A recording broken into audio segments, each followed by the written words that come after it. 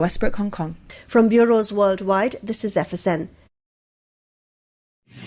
From the studios of Extreme Sports in Hastings, Nebraska, we present Huddle Up, a great way to start your day with all the news, weather, and sports you need, interesting interviews, and friendly conversation from two guys that go together like Scooby and Shaggy, Mike Will and Tyson Havronic.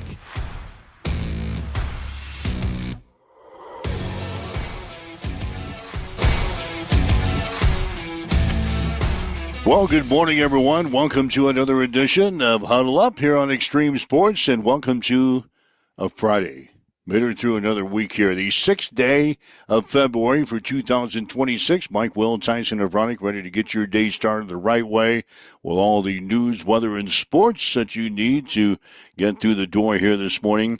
The Nebraska basketball teams are going to be in action this weekend. Both the men and women are playing on Saturday. The Nebraska softball team going to open the season today at the Texas San Antonio Invitational. Couple of games today. The Huskers playing Washington. They'll take on 10th-ranked Texas in a ball game coming up tonight. Hastings College softball team, they opened the season yesterday. They split a couple of games with Avila down in Kansas City. We'll talk about that coming up here this morning. Hastings College basketball teams are going to be at home for the second straight game. The Broncos are going to be taking on Waldorf tomorrow at Lynn Farrell Arena. Couple of games you'll be able to hear here on Extreme Sports, beginning with a pregame at 1:45 tomorrow afternoon.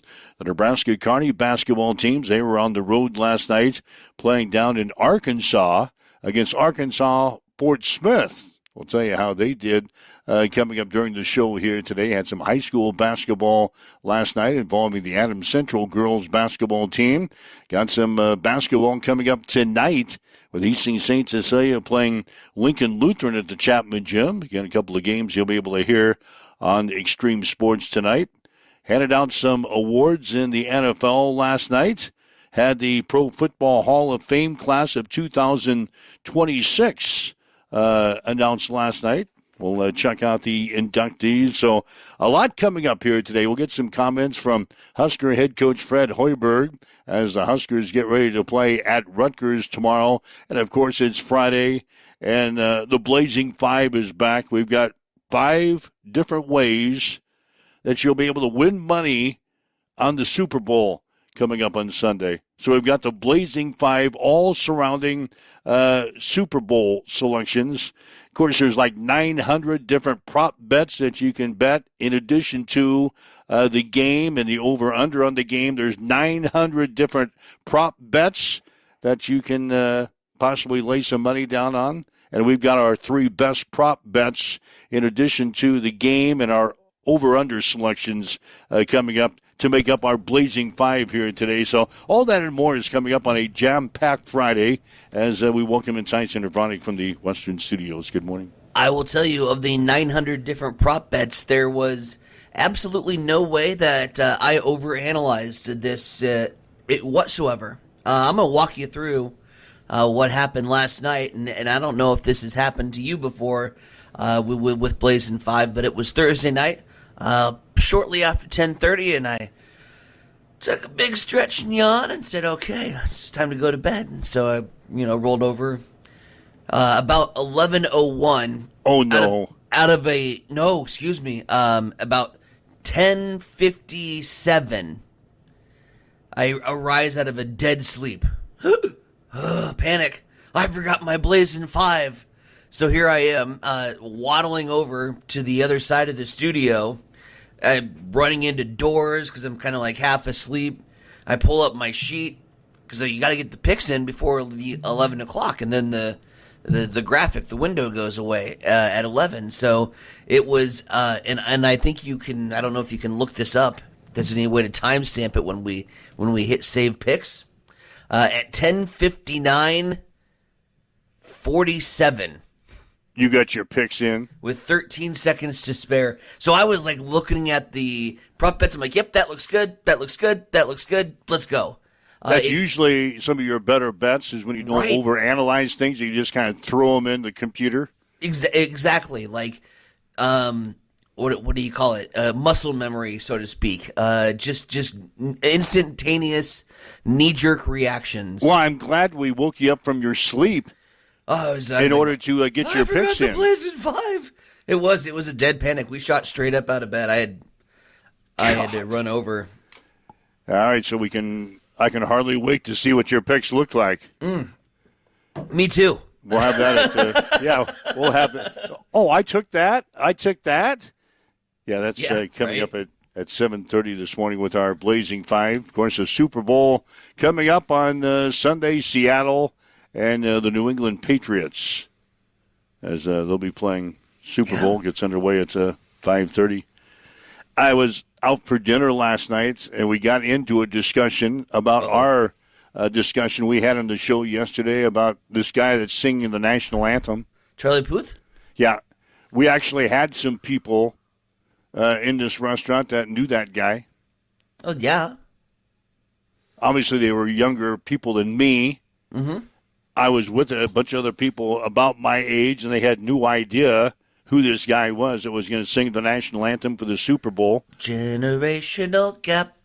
So another guy who was sitting somewhere in our vicinity kind of joined in the conversation, and there was a jukebox there. Oh, good. So good. he played me a song with the guy that's going to sing the national anthem. Not only did he play me a song for the national anthem guy, he also played me a song with Bugs Bunny. Bad Bunny. Bad Bunny, Bugs Bunny, whoever you want to call him. Bad Bunny. Bugs Bunny, I like it better. Okay. So anyway, he played me a song with Bad Bunny, who we're going to hear at halftime. So at least I've heard one song from Bad Bunny. There you go. He played it for me last night, so Excellent. I appreciate his efforts to keep me up to date there. So, here's the thing. Like, Super Bowl party, whatever you're going to, everyone's going to a Super Bowl party, right? And when it comes to, I don't know where the cutoff's at, but there's a certain group, that's not going to like any music that's in the top 40, and I don't care if it's Bad Bunny, if it's Kesha, if it's God, you name it, Nicki Minaj, any number of these artists, that there's going to come to a point where there's a certain percentage of the population that's just going to say, oh, that sucks. Okay, understand it. Those three people you just named off. Sure. See, I don't know anything about those three people you just named off. Oh yeah, they're superstars. I know, but that's a different type of music. Right. So there's going to be a percentage of the population. Here's my thing. And my shtick, and then I'll get off of it. The NFL does not care that 40 and older males have never heard of the artists they're bringing in. Although 40 and older males are the one that's watching most of the NFL football games. And they know that they have that audience already secured. Yeah, so they don't care. They don't care. Like, you're going to watch the game anyway. Right? Like, yeah. You had even said, you're like, I don't even know if I'll care. Well, I'm going to watch the Super Bowl. Like, yeah, everybody will watch the Super Bowl. The NFL has 40 and over males in their pocket, so they don't give a damn whether you watch the halftime show or not, whether you know the artist or not. They know they have you. So here's my compromise to the population that's going to sit there and immediately go to their phones. Halftime show sucked. Halftime show sucks. Oh yeah, you already have it on. You already have it on and ready to hit post. Oh yeah, for this weekend without even seeing the show. Yep, you've already prefaced this. It's in your mind. You already hate it, so you're going to hate it. You're not going to give it a chance. Take a pee and go get some snacks. Then yeah, don't watch the halftime show. Take a pee and go get some snacks if you're gonna bitch. I'm gonna at least put my ear to it. Sure. I might not sit there and watch it intently or listen intently. I'm going to at least put an ear to it, so if it comes up on Monday, I have some knowledge of what the hell you're talking about. Right. But, yeah, I'm going to give it at least a listen. So at least I heard one of his songs last night. And I got it. It wasn't bad. It wasn't bad. It's not like I'm going to get up and shut the TV off because Bad Bunny is singing to me at halftime. Well, and here's my thing. Like, it's not my cup of tea either. But I also know that the Super Bowl isn't going after my demographic, isn't going after me. And some of the music that you listen to, I wouldn't want on stage either. I mean, I'm lucky enough to know half of these artists just because of the industry that I still have to kind of somewhat pay attention to, whether it's DJing or whether it's college radio. So, like, and I kind of have to have a working knowledge of these artists so that I can have conversations with my students. But other than that, I couldn't tell you that I actively listen to them. I'm not tuning into the game to watch the Super Bowl. Right, exactly. You're tuning into the game to watch football. Yeah, so I can handle it. And there's no football happening at halftime, so you can pee in snacks. All right, waking up with Mike and Tyson here this morning. This is Huddle Up on Extreme Sports. Always enjoy your comments. If you'd like to leave us some comments on the social media sites, we're monitoring that here this morning. If you'd like to call into us, so we got a line set up for you. The Hamilton Telecommunications fan line, 402-834-1330. 402-834-1330. If you'd like to chime in with stuff that we're talking about, something that's on your mind, sports related or not, so give us a shout out here this morning. A couple of basketball games I want to bring up from last night. Major college basketball, second-ranked Michigan. They just continue to blow people out. Michigan, they put up 110 points last night. Now rated number 2 in the country. They beat Penn State 110-69. Nice. Michigan gearing up for a postseason run. There was a big game in women's basketball from last night as well. A couple of top 5 rated teams squared off, and it was 4th-ranked Texas beating 5th-ranked LSU in women's college basketball last night. The final of 77-64. So those are the highlights in the college basketball from last night. A win for the second-ranked Michigan men, and a win for the 4th-ranked Texas women, highlighting college basketball from last night. One other thing that happened last night, among several things, but we'll bring this up. They handed out the NFL awards last night.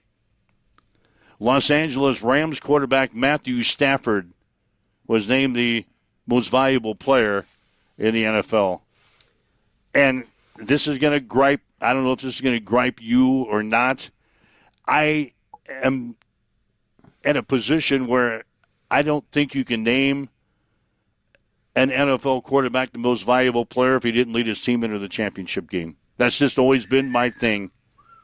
I don't care what he did.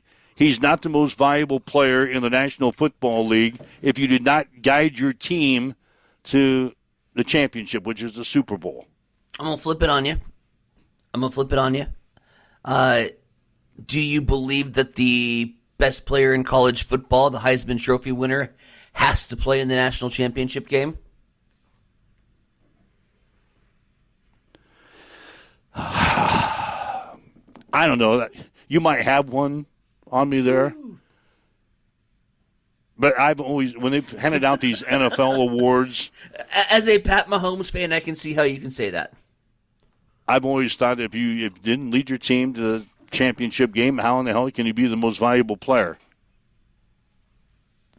But anyway, Matthew Stafford edged New England Patriots counterpart Drake May to win the NFL's Most Valuable Player award.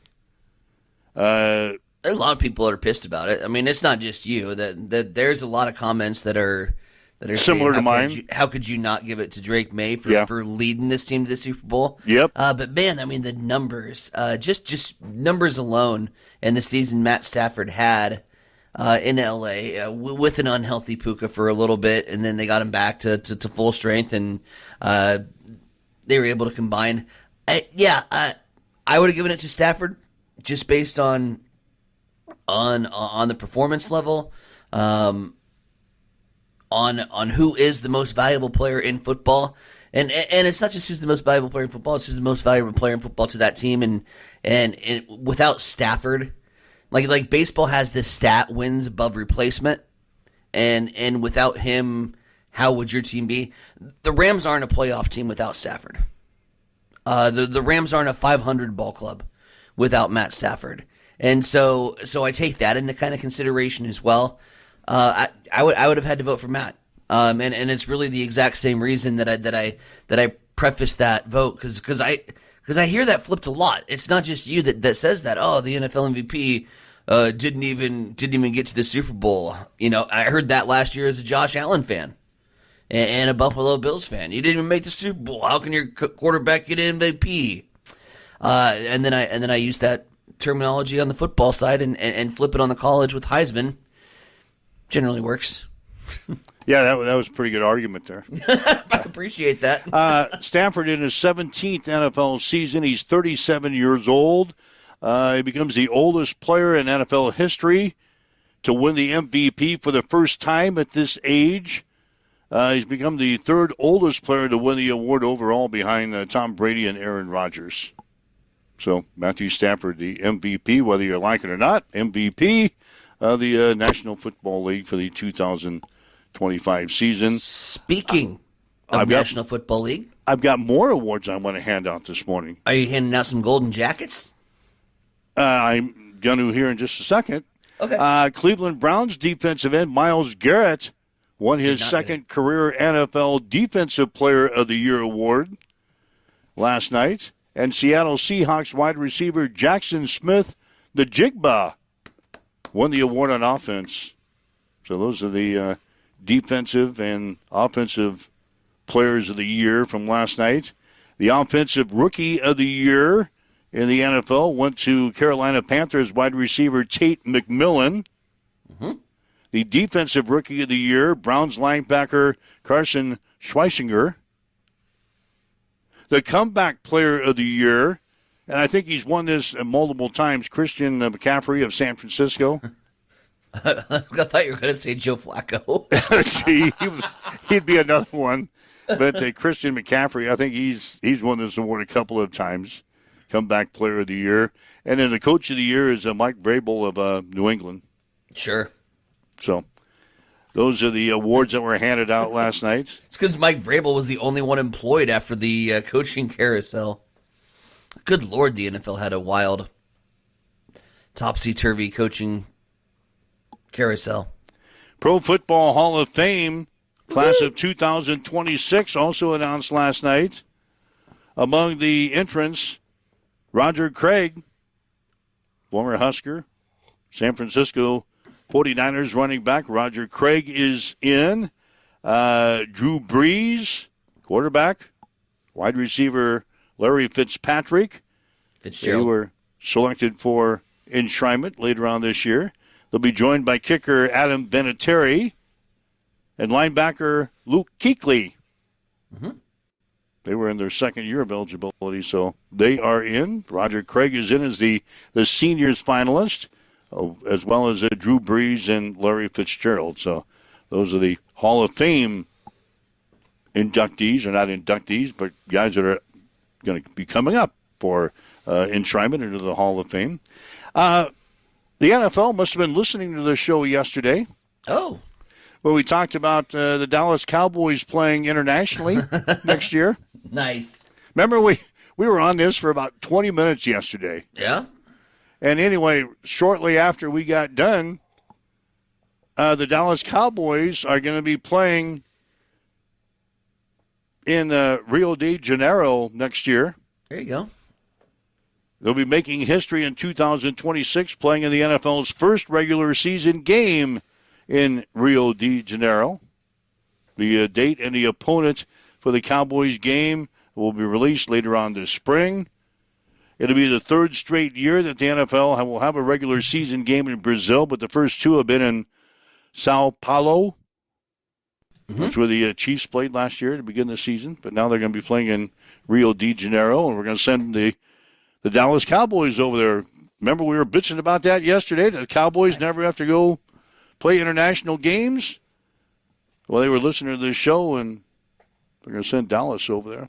I can't wait. It'll be the first international game as the home team for Dallas since 2014. Ooh, they made Jerry Jones give up a home game. Yeah, in 2014 he did. Did he really? They beat Jacksonville, Wembley Stadium in London. So they went to London before. Yeah, in 2014. Now, like I said, the date and the opponent is going to be announced later on this spring, but it's got to be one of their home games. Aside from the NFC East, the Cowboys have home games scheduled next year with the Arizona Cardinals, Jacksonville, the 49ers, Tennessee, Tampa Bay, and Baltimore. So their opponent will come out of one of those teams or somebody from the NFC East. I can't imagine that would be the case. Here we go, Jacksonville. Jacksonville's going to play. I was going to say Jacksonville and Tennessee are the most logical. Yeah, because they send Jacksonville over there all the time. So, yeah, why not send Jacksonville over to Rio de Janeiro to play the Cowboys? They send teams that don't do well in the national market. Yep. And Jacksonville and Tennessee are two teams that come out right away. I mean, those would be nice, easy, crap throwaway games that you could send to Brazil. Yep. So look for one of those teams maybe to be mentioned as the opponent for Dallas. So anyway, yeah, the Cowboys are going across the ocean. But they were listening to this show yesterday because we were bitching about that yesterday. They're just going past the Panama Canal, but yeah, I know, but it's like they're not going overseas. They're not going overseas. They're going to fly over water, aren't they? Yeah, get there. I mean, you got to pass the canal. Yeah. Do you see how much money the Southeastern Conference is distributing to their just for their take on the total distribution that the conferences always hand out at the end of their fiscal year? Like the Big Ten hands out money to all their conference schools. That's sure why we went to the Big Ten, because we're going to make more money. The Southeastern Conference is divvying up $1 billion. A billion with a B. A piece? No, to its 16 universities. Oh. Everybody's going to make about $37.4 million, which is like $200 million more than the previous year. But with all their stuff that they make money on, with the college football playoffs, bowl participation, the SEC championship game, the men's basketball tournament, NCAA championship games, they got $1 billion to distribute, and each team in the SEC is going to make roughly $37.4 million. God, bad of a poor person am I that you're saying 37 something odd $1 million, and I'm like, that's not exciting. You say billion, right? And then it sounds big, and then obviously if you're distributing that around the schools, then you divide $1 billion up by 16, and it becomes slightly less sexy. I don't know why that is. I don't know what. It still is a lot of money. It is a lot of money. I just don't know why I poo-pooed on it. Yeah, I don't know why either. I thought you would be more impressed by that story. I guess when you look at some of these contracts and nil numbers and all the people they got to pay and all the things that they got to do to run the operation, there's $360 million. Doesn't sound like it's going to take that very far. I'm not sure what the Big Ten is in comparison. I don't know either. But, SEC divvying out a lot of money. NASCAR fans, Spire Motorsports said yesterday it signed Carson Hocevar to a long-term extension. That'll keep him in the number 77 Chevrolet into the next decade. Jesus. Exact terms were not released, but evidently the 2024 Cup Series Rookie of the Year will hang out for at least the next 4 seasons. Who's Carson Hocevar? You better get used to his name if you're going to be in my fantasy racing league this year. You might want to snag him a couple of He was a rookie last year? Rookie of the Year. Did drivers have sophomore slumps like they do in football? No, he'll be all right. 23-year-old. He's from Michigan. He won his first career Cup Series pole position last year. Nice. And had 9 top 10 finishes, including a pair of second place finishes. Finished 23rd overall in the standings, but Carson Hocefer is locked up for at least the next 4 seasons. And here's a note that's kind of interesting. The Kansas City Chiefs are moving to Kansas. Yeah, we know. So a Missouri lawmaker has introduced a House bill this week that would stop the production of license plates with Kansas City Chiefs logos on them following the decision to move the team to Kansas. Missouri's not better at all about sports teams getting ripped away from them. Just ask Rams fans. Republican Chad Perkins introduced a House bill late last month. The bill would stop the production of license plates with Chiefs emblems on them. So if you're in Missouri, you can't get Kansas City Chiefs license plates if this bill passes. I don't know. I wouldn't call myself an expert in the Missouri Senate, but I'm pretty sure that's the same senator that also voted to immediately after the Chiefs decided to leave for Kansas, vote the Battlehawks as Missouri's official football team, which is the UFL spring football. And you got to remember, like, this is a state that's tired of seeing economic drivers get ripped away from them. They lost the Rams to Los Angeles. They lost the Chiefs to Kansas. It stings, and I get it. They're bitter people about having football teams ripped away from them. Well, they should have taken care of them when they had a chance to. That's not on, like, the state. They had a chance to keep the Chiefs. They had all those financing proposals that they had the last several years that each time they got voted down in Missouri. That's because they didn't want to spend that much money on it. Well, the Chiefs made the Chiefs look elsewhere, and then they just looked across the river. But now this guy, he says, no, we're not going to allow license plates with the Kansas City Chiefs emblem on them in the state of Missouri. What they need to do is make sure and, like, protect at all costs the St. Louis Cardinals. I was reading a story in the Post-Dispatch just yesterday that there's this apparently billionaire in Florida that wants to buy the Cardinals, which everybody was, like, really excited at first. Get a little financial takeover, invest in some players, and build a competitive show. Until somebody was, like, very quick to point out in the read, like, a billionaire buying the team that has an estate in Naples, Florida, could easily move them, and that's his team. So be careful what you wish for. I think you protect at all costs the St. Louis Cardinals, and God, that would be like the third sign of the apocalypse if the Cardinals left St. Louis. I don't know if that's a world I'd want to live in. I'd have to, like, that would move. be a disaster down there, wouldn't it? Oh, God. God. All right. Some interesting things going on right now. If you'd like to chime in, you can. 402-834-1330. 402-834-1330. That's the Hamilton Telecommunications fan line. If you'd like to leave us a message on our social media sites, you can do that as well. Lots of people hanging out in the lobby with us here today. We got the Blazing 5 picks coming up.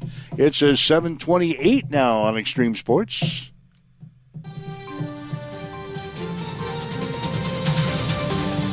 It's time for a morning news update on Extreme Sports.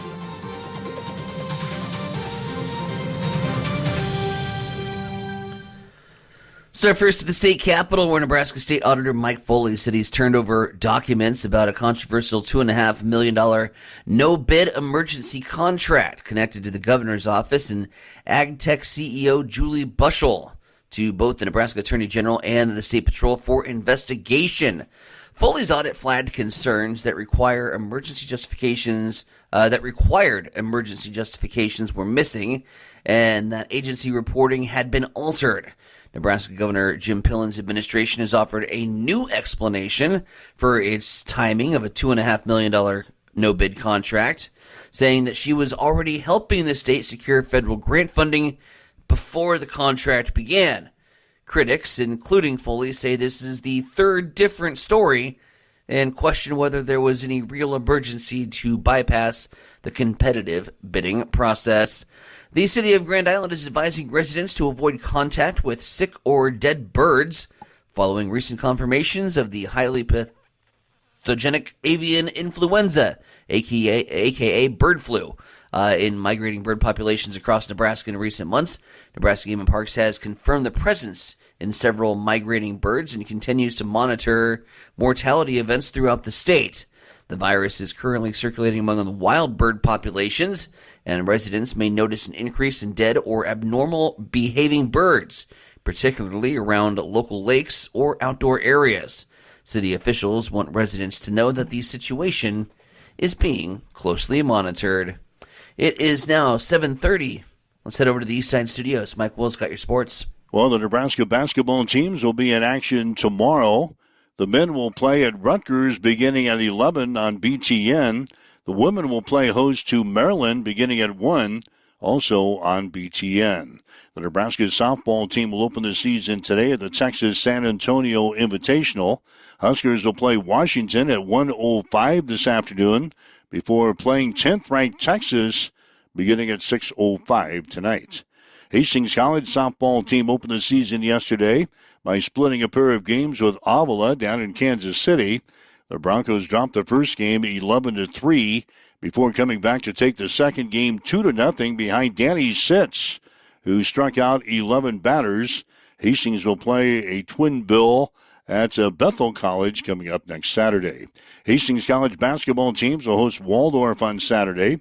The Bronco men are 6-18 in the season, 5-11 in the conference. They beat the Warriors 91-80 earlier this season in Forest City, Iowa. The Hastings women are 17-7. They're 13-5 in the conference. They beat Waldorf in the first game by 50. They beat them 114-64. The women's game will be at 2 tomorrow, with the men to follow at 3:45.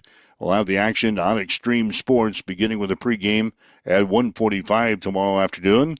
The Nebraska Kearney basketball teams played at Arkansas Fort Smith last night. The men lost 93-70. The Lopers are now 10-14, 3-10 in the MIAA. Arkansas Fort Smith beat the UNK women 67-49. Arkansas Fort Smith closed the game on a 25-8 run. UNK is now 11-13. They are 4-9 in the conference. Both teams will play at Northeastern State on Saturday. High school basketball from last night. The Adams Central girls beat Kearney Catholic 42-29. The Patriots are now 11-8 and will play at Minden on Tuesday. High school basketball action tonight. Lincoln Lutheran will play at Hastings St. Cecilia. Girls game will be at 6 with the boys to follow at 7:30. We'll have the games tonight on Extreme Sports, beginning with the pregame show at 5:45 this afternoon. That's a check on your sports headlines at 7:33 on Extreme Sports. It's time for a morning weather update on Extreme Sports with Chief Meteorologist Tim Jones. After a fantastic day on Thursday, Friday brings us a little cooler temperatures with highs right around 50 degrees. Still plenty of sunshine, and we will have some winds out of the north, 5 to 15, with gusts up to 30 miles per hour. Overnight tonight, partly cloudy, a low of 25. 52 and partly sunny on Saturday. We'll still keep breezy conditions. 33 overnight to Sunday. Then we bring the 60s back Sunday and Monday, but by Tuesday, we're back to the 40s. As you wake up this morning, we've got north winds at 15. It is cloudy. It is 40 in Hastings at. Hi guys, this is Justin Consrick with Adam Marshall Land and Auction. Just want to talk to you about how we do things. I talk to farmers every day. A lot of guys just want a simple, honest way to sell equipment. That's why I work with Adam Marshall Land and Auction. We know the equipment, we know the buyers. We run real auctions with no buyer's fees, which brings in more bidders and stronger results. From one machine to the full lineup, we handle marketing, the details, the sales start to finish. We're just real people with real auctions, real results. If you're thinking about auctioning equipment, reach out and give me a call at 308-991-5429.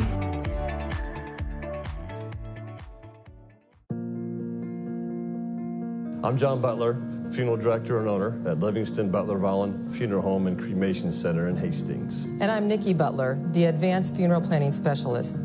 Whether you choose a traditional service, cremation, or a unique memorial service, our experienced staff is here to help guide you through every step. Visit us at lbvfh.com to learn more about our services and how we can support you. Livingston Butler Volland Funeral Home and Cremation Center. We are here when your need is greatest.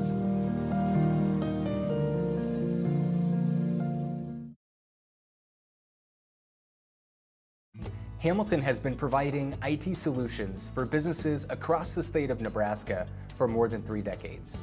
We know that Nebraska businesses are a driving force of support for the communities in which we live and work.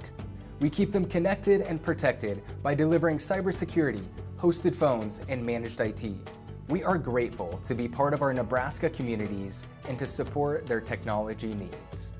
More information at The key to a thriving community is a good foundation. And for over 75 years, Hastings Federal Credit Union has been building and supporting Hastings and the surrounding areas, providing the support for new cars to keep you on the road, new homes to give you a place to land, or help with whatever life throws your way. With easy access via online banking or our mobile app, it's never been easier to have your financial dreams at your fingertips. Come see us at Hastings Federal Credit Union to start your banking journey today. Hamilton has been providing IT solutions for businesses across the state of Nebraska for more than 3 decades. We know that Nebraska businesses are a driving force of support for the communities in which we live and work. We keep them connected and protected by delivering cybersecurity, hosted phones, and managed IT. We are grateful to be part of our Nebraska communities and to support their technology needs. More information at Hamilton is Business. NASCAR fans, it's time to put your race knowledge to the test. Welcome to the Extreme Sports Fantasy NASCAR League. Pick your drivers, score points every week, and climb the leaderboard as the season heats up. Create your own league to battle your friends or join the official Extreme Sports League and compete with fans everywhere. Want into the Extreme Sports League? Email info@x-streamsports.com. Ready to race? Sign up today at x-streamsports.com/fantasy.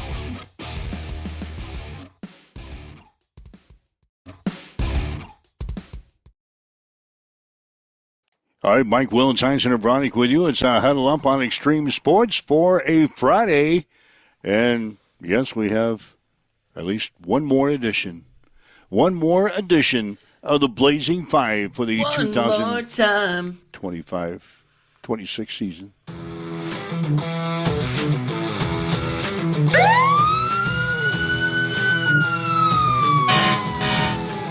I fell into a burning ring of fire. We didn't start the fire. It was always burning since the world's been turning. We didn't start the fire. Goodness, your records are quitting balls of fire.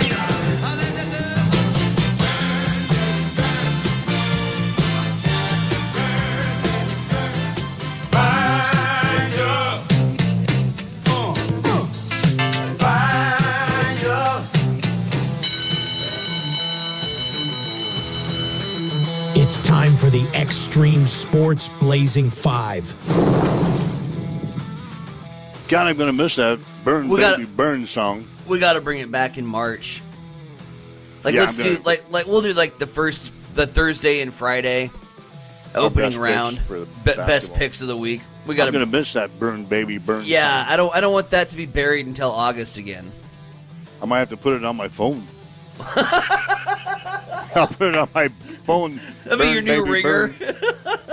Your new ringer every time you get a phone call. Burn, baby, burn. Yeah. Then put it on Anyway, speaker. Blazing 5. We're going to center on the Super Bowl because that's the only damn game we got left. Tyson continues to lead the Blazing 5 selections this year, 64-51. IT guy, he's next in line at 58, 56-1. And then I'm currently in third place, which I've been most of the year. I've been sucking wind. I've been dead ass last all year long. I'm a 51-64, which is almost embarrassing. Almost? Anyway, No, I don't know if it's almost embarrassing. It is. I'll just put it like it is. It's damn right embarrassing. Lead us off. So anyway, here we go. Our blazing 5 picks, all on the Super Bowl this week. New England is a 4.5-point dog right now to Seattle. Yep. I told you yesterday, I like the Patriots. I'm going to be on the Patriots. I think New England will win this game. I think New England will beat Seattle in the Super Bowl. Now, white jerseys, I looked it up. White jerseys in the Super Bowl are 37-22 outright. Mm-hmm. New England will be wearing white jerseys this week. New England, by the way, is 4-2 in the Super Bowl when wearing white jerseys. So why wouldn't I take New England? I'm going to take New England. I'm going to get the 4.5 points from Seattle. I'll take New England. I'm also going to take the unders in the Super Bowl. That's at 45.5 points. So I'm on New England. I'm on unders. I'm going to be, and then we got 3 prop bets. Each of us with 3 prop bets. There's 900 different ways to bet the Super Bowl. And I've got my 3 favorite prop bets. I'm going to be under 8.5 points in the first quarter. Wow. Under 8.5 points. The 2 teams combined will score under 8.5 points in the first quarter. Yeah, defense. I think the longest field goal in the game is going to be under 49.5 yards. Both of these teams like to go for it on 4th down a lot, so I don't think we're going to have a lot of long-range field goals. I think the longest field goal will be under 49.5 points. And I also think New England quarterback Drake May will rush for under 37.5 yards. Okay. So those are my 3 prop bets. First quarter under 8.5 points. Longest field goal under 49.5 points. And Drake May, a quarterback from New England, will rush for under 37.5 yards. There you go. I told you yesterday, my rooting interest is going to be Seattle. I'm a Buffalo Bills fan. The New England Patriots are in the AFC East. I don't really like Patriots football. I'm going to be rooting for the Seattle Seahawks. That said, I think this is a field goal game either way. And so that 4.5 line, I don't like it. I think New England can cover that 4.5 line. I'm not quite as confident. I'm not putting them on the money line like you. But I'm going to go ahead and take those 4.5 points. Thank you, Vegas, because I think this is a field goal game either way. It's going to be good football. I am on the overs at 45.5. Last time these 2 teams played in the Super Bowl, the final score, obviously, we remember 28-24. Marshawn Lynch didn't get the chance to run the damn ball, and therefore Malcolm Butler gets the INT, but it was 28-24. I see kind of a similar score line, so I'll take the overs. Yeah, that's 52. On 45.5. All right. I have got Patriots receiver Mac Hollins getting over 28.5 receiving yards in the football game. One nice long completion, that'll do the trick. So give me Mac Hollins in the overs. I have Sam Darnold. Hope he carries the ball 3 times because I have overs on 2.5. Sam Darnold, quarterback for Seattle, carries. How many times he goes off and scrambles? It's only at 2.5? Yeah, they don't run Sam Darnold a whole lot. He's not a Josh Allen or a Pat Mahomes. Well, just scrambling, you would think that he would have run it at least 3 times. Get a tush push, get some 4th and inches. Yeah, give me. That looks like a trap. Give me the over, right? Give me overs on 2.5. And then I'm going to take the first half spread. They've got Seattle as a 2.5-point favorite at halftime. I said I like a field goal game. I think Seattle can be up by at least a field goal at halftime. Give me Seattle at -2.5. Plus, it sets up a better narrative for a monumental, miraculous New England comeback, this storybook that the NFL wants. So, yeah, I'll take the Seahawks at -2.5 in the first half. All right, interesting. Interesting picks there out of you. I did have a conversation with the IT guy this morning. Yeah. He had kind of clarification on one of his picks. He's got some interesting picks coming up as well. I've got to wait until the music ends. I needed to ramble for 4 more seconds. I'm sorry. So anyway, I've got his picks. He's going to be on the Seahawks, and he's got him at -5. We got him at -4.5. He's got him at -5. Anyway, he's on the Seahawks. He's on the overs at 45.5. Yep. Then he's got his 3 prop bets. He says there's going to be a tie. What? Sometime during the game after 0-0. So like 10-10 or 7-7. Uh-huh. There's going to be a tie somewhere in the game other than 0-0. He also says there's going to be a 4th down conversion. Yep. Now, you've got to lay some big odds on that prop bet. It's a -400. -400. So you got to put up $400 to make $100. Nope. But he says there's going to be a 4th down if conversion. you're parlaying it. Yeah, you could put it in a parlay. Yep. So he's on that. He's also on the coin toss. Atta baby. Boy, way to get out of the gates. Way to get out of the gates. He's on heads. He's on heads on the coin toss. So there, if you're following the IT guy, he's on Seattle. He's on the overs. There's going to be a tie in the game other than 0-0. There's going to be a 4th down conversion, and he's on heads on the coin toss. So those are the Blazing 5 picks for this week. We'll put them up throughout the weekend if you want to. If you're not going to do your betting until Sunday, you can grab our picks on our video links on our website. So it'll be up. God. There we go. Another edition of the Blazing 5. I'm feeling good.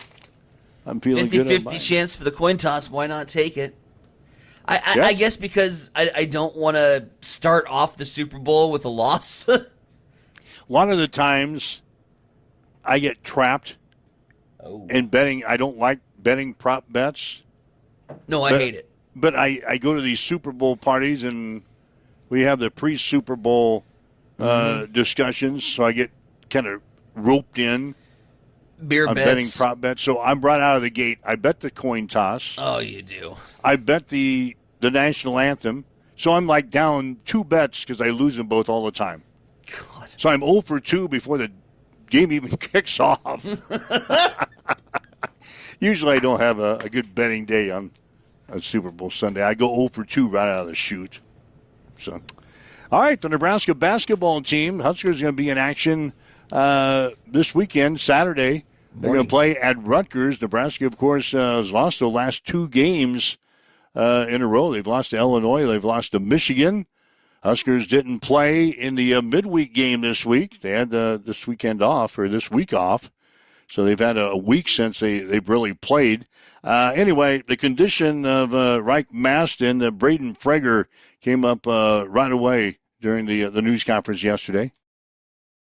Rink's feeling back to himself again, and he's been coming in, getting a couple extra workouts just to try to get his lungs burning and try to get himself back into shape. And Braden, yeah, he feels good. Obviously, he shook the rust off pretty quickly in that game the other night with the way that he played on the offensive end.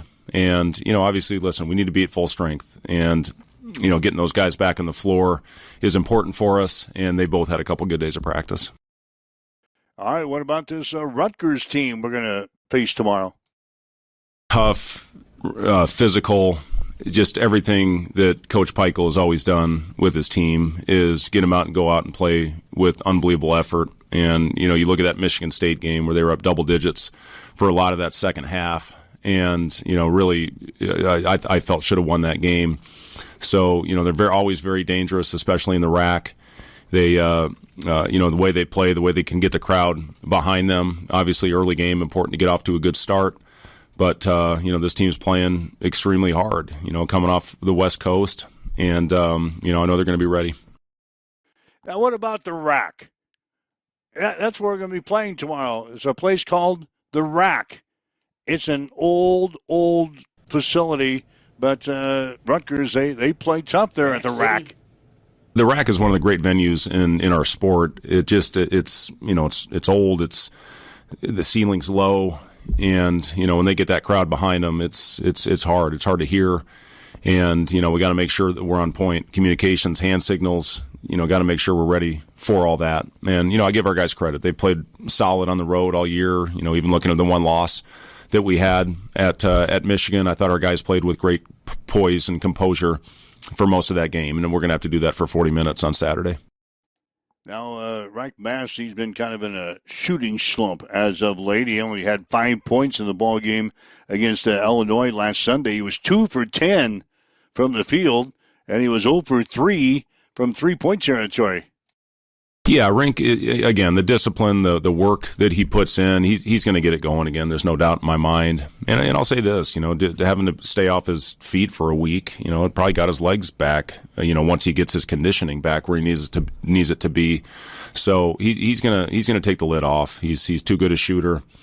Every time he shoots it, I think it's going in. Every time he shoots it, his teammate thinks it's going in. It just, listen, we've all been through it. Anybody that's been a shooter in this game, you go through those slumps, and all it takes sometimes to see one going in, and also an easy one. If you can get a layup or get a free throw, that makes that those long ones a little bit easier. I feel for Mike Mess. I've been a shooter at the craps table. I've been a shooter at the craps table, and I've gone through a slump a time or two. Anyway, the extra days of rest in preparation for the ball game on Saturday has been a benefit for the Huskers. Wilson, I think it just gives you a chance to get back to the basics a little bit, which we needed. And, listen, we were brutal on the offensive glass. It was the worst we've had all year as far as attempting to go in. We're not built that way, but, I just thought we completely gave in on that end of it. And then, just find a way to get our toughness back and get our swagger back. You lose a couple games, and sometimes you think the sky's falling in. And, at the end of the day, you lost to 2 top 5 teams. But there's a lot of things that they did, and there's a lot of things that we did that could have prevented that and got us on the other side of it. So, for us, it's the little things. It's our running habits. It's our sharing the ball. It's taking care of the ball. It's rebounding. Our transition defense has been really good all year, but, I felt we gave a few away in transition as well. So, it's been a good week. It's been a good week for us to get back on the practice floor and get a lot of things accomplished. I heard Coach last Sunday after the Illinois game talk a whole lot about teams are starting to hang on to the Huskers, cutting through the lane, holding on to the Huskers, cutting through the lane, becoming more physical against Nebraska in the paint. Well, the coach says Nebraska needs to adjust, and they need to get better offensively. We got to cut with more force and purpose. I think that's part of it. And we got to do a better job within the flow of our offense of reading when to back cut and reading if they're top blocking us, when to slip out, or we can screen rink in those situations as well, or our big. So there's just, there's little things within the system. If they're taking this away, if they give you a lane to the basket, take it. That's what we tell our guys. And we've missed a few of those opportunities that I thought we were pretty good at earlier in the year. But, listen, teams as the year goes on, they get more physical. That's just the way that this thing goes, and we have to handle it better. And, again, I think we will. We've got the personnel. We've got the lineup certainly where we have shooting all over the court, and we need to take advantage of it. When teams pressure us, your eyes should light up a little bit, and you should find a way to get some easy baskets. The guy we'll have to stop tomorrow for Rutgers is Tyreek Francis. He is averaging 16.5 points per ball game. He's unbelievable. His ability to score it, tough shots. We have to stay down on his pump fakes. He does a great job getting himself to the free throw line and just try to make him take as tough a shots as you can, knowing he's going to make some. You can't get deflated when those things happen, but he's really, really talented. And his mid-range shots, you want to give some of those up, but he's elite. He is elite in the mid-range. So just again, make it as difficult as possible, but you can't hang your head if he makes a few of them. All right, that's Husker head coach Fred Hoiberg. Nebraska playing at Rutgers tomorrow. Again, game time will be at 11 on BTN. Waking up with Mike and Tyson here this morning. It's Huddle Up on Extreme Sports at 7:54.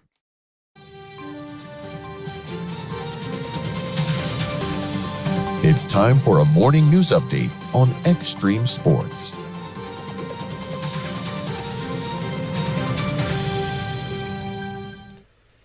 City of Grand Island is advising residents to avoid contact with sick or deceased birds following recent confirmations of the highly pathogenic avian influenza, otherwise known as bird flu, in migrating bird populations across Nebraska in recent months. Nebraska Game and Parks have confirmed the presence in several migrating birds and continue to monitor mortality events throughout the state. The virus is currently circulating among wild bird populations, and residents might notice an increase in dead or abnormal behaving birds, particularly around lakes and outdoor areas. City officials want residents to know that the situation is being monitored closely.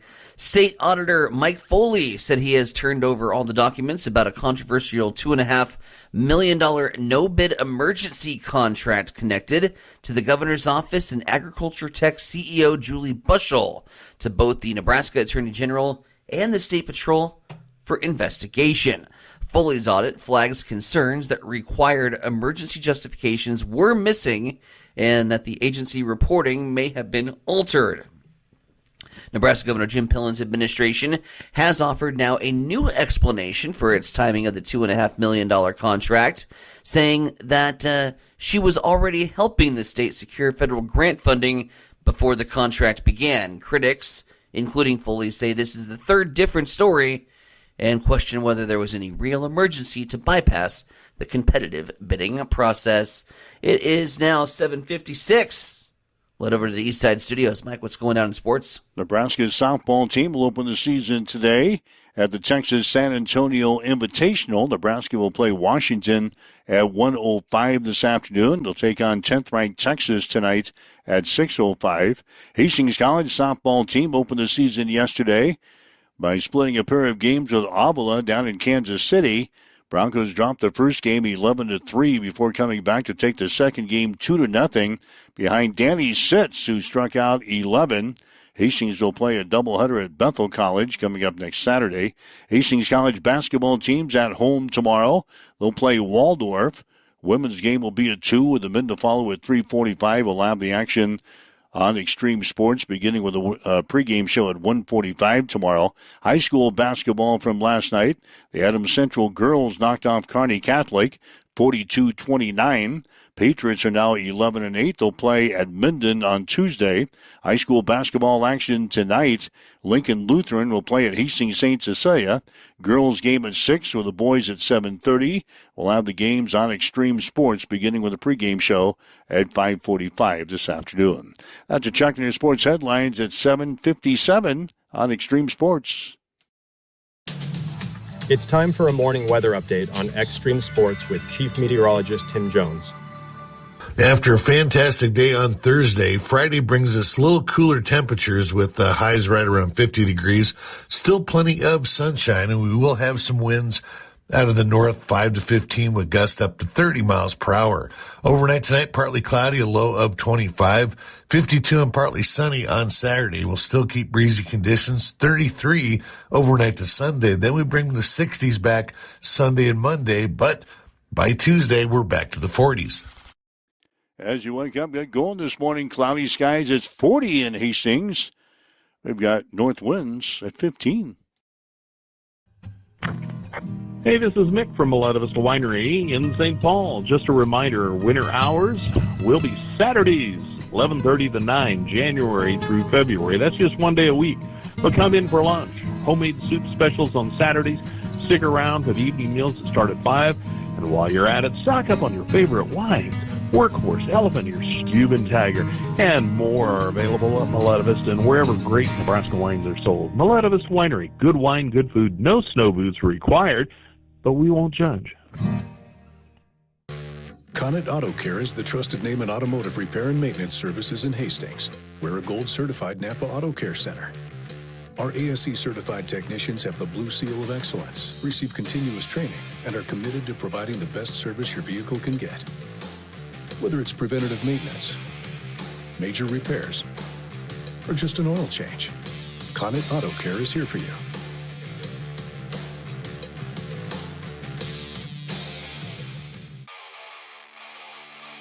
NASCAR fans, it's time to put your race knowledge to the test. Welcome to the Extreme Sports Fantasy NASCAR League.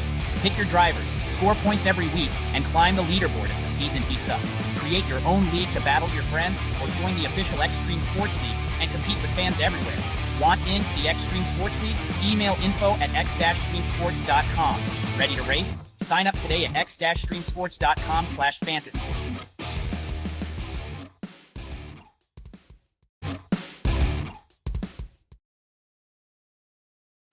All right, Mike Will, Science Center Bronick. It's Huddle Up on Extreme Sports for this Friday. And we'll have high school basketball coming up later on. Lincoln Lutheran in town to take on Hastings St. Cecilia. Girls game tonight will go at 6 to the Chapman Gym. Boys will follow at 7:30. We'll have the coverage here on Extreme Sports, beginning with a pregame at 5:45 this afternoon. Tomorrow, Hastings College basketball, the Broncos and the Warriors out of Waldorf. Women's game will be at 2, the minute 3:45 on the air. 1:45 for the pregame show exclusively here on Extreme Sports. So that's my weekend. We've got Super Bowl coming up on Sunday. We gave you the Blazing 5 picks at 7:30 this morning. Absolutely. If you missed those, you can go back and grab them on the podcast and listen to those again if you'd like. Speaking of the podcast, I saw you got a little makeover yesterday in terms of your digital content. Oh, yeah, we're just playing with a few things. Look a little younger. You look a little more ripped. Here's the thing. Did you like your character yesterday? He was very dapper. He was very professional. You needed him in shorts, though. But other than that, no, just kidding. Here's the thing that was cool. Like, that gets posted and shared. The amount of people that are listeners, that join us in the live lobby, our supporters, our friends, that are all sharing and trying to spread the word and trying to make this thing grow and go. You don't know what that means to us when you actively tune in each and every morning and hang out with us, and then are not only a consumer of our content, but also an advocate for it. That was just really cool to see all the people and friends that shared our post yesterday with the new logo and just spreading word about the morning show. It's not really a new thing. It's just but it was. We kind of freshened things up a little bit. We had a little fresh. The other thing the bookkeeper says she didn't like my character. She says it didn't. She says I didn't. I looked weird. You needed to look younger, is what she said. Could you add a little more muscle? I'm not getting younger. I know. Nobody's getting younger, so why should my character picture look younger? I'm not younger. It doesn't matter. It's a character picture. I'm older. What do you want? Like, for some reason, you didn't get much older in your picture. No, I look great. I look great. There's no wrinkles at all. Before we go for the day, we would be remiss of our duties if we didn't announce the roster for Team USA for the World Baseball Classic. I want to give quick kudos. I'm just going to hit the starters here and a couple bench players. But Corbin Carroll, Byron Buxton, Judge, got Gunner, Bryce Harper, Bobby Witt Jr., Bregman, Big Dumper Cal Raleigh hanging out, Kyle Schwarber, the pitching staff that is on my fantasy baseball team, mind you. I got the top two guys, Paul Skeens, Tarek Skubal. They're going to be rocking the bump. You got Pete Crow Alexander that's hanging out on the bench. Michael Waka, the old veteran, former Cardinal, Kansas City Royal. Michael Waka is going to be in the bullpen. Looking forward to the World Baseball Classic that is going to be getting underway here in spring training. So, yeah, when's that start? A couple weeks. All right, so we got all that information passed along to you here today. Hopefully, about a month, actually. Yeah, a couple weeks is a little accelerated. Digest all the information we gave you today. Enjoy the Super Bowl. We'll be back on Monday to talk about it. Did you find your Patriots sweater? I did. I was going to wear it this morning, and I spaced it off. So that'll happen. Bad on me. Bad on me. I was going to wear it today, and I totally blew it off. I went out to dinner last night, so I just grabbed what I could find to get on the show today. Sure. So. Mine's appropriate. If New England wins, I'll wear it Monday. I got the Team USA baseball shirt on today, so mine's appropriate. So anyway, Super Bowl starts at about 5:30 on this Sunday, if you're wanting to know. So, all right, have yourself a great weekend. Again, we'll have basketball for you throughout the weekend with high school tonight, Hastings College tomorrow. Then you can enjoy the Super Bowl on Sunday. We'll get together again Monday morning at 7 here on Extreme Sports. Have yourself a great day. You've been listening to Huddle Up on Extreme Sports, Central Nebraska's new home for sports. Join us every weekday morning from 7 until 8